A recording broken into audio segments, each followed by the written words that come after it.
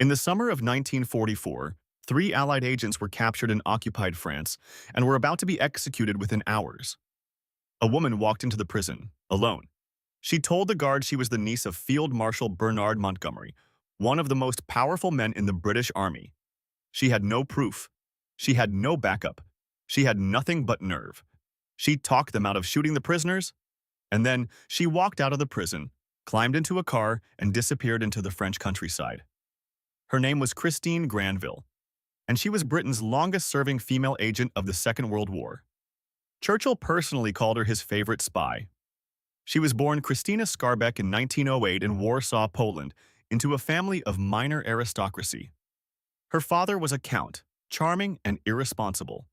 Her mother was Jewish, a detail that would later matter enormously.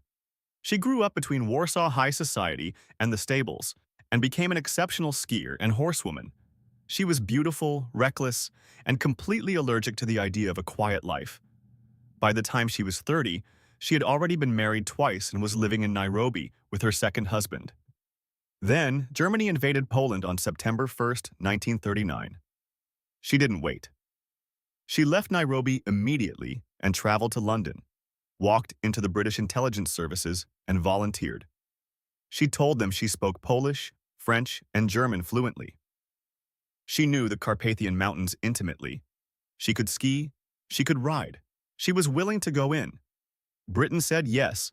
She was one of the very first agents deployed into occupied Europe.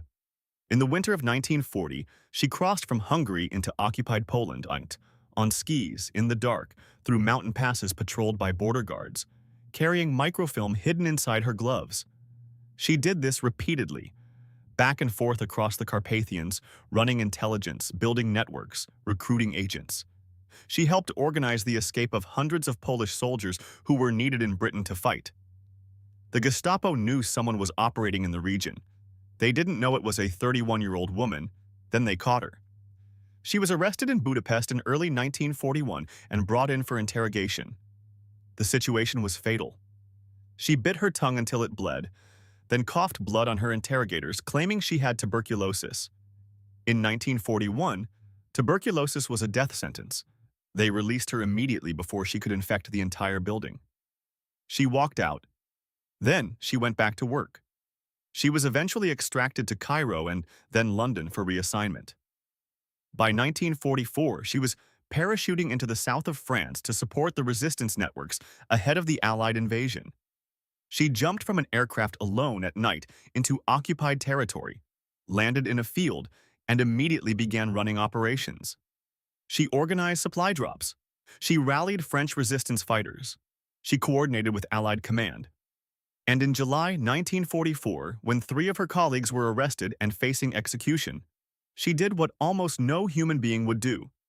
She walked into the prison and lied her way to their freedom. She told the French collaborator guards that the Allied invasion was coming, that they would be judged for what they did in the next few hours, that she was connected to the highest levels of British command, and that the men inside were known and protected. She offered a bribe. She bluffed completely. The guards released all three men. She was awarded the George Medal, the OBE, and the French Croix de Guerre. She was recommended for more. Churchill himself acknowledged her personally. Then the war ended, and Britain forgot her completely. She was given a small cash payment and dismissed from the service. She had no pension, no support, no connections that transferred to peacetime. The skills that had made her invaluable, languages, nerve, the ability to disappear, meant nothing in London in 1946. She worked as a hotel receptionist, as a telephone operator. She lived in a small rented room.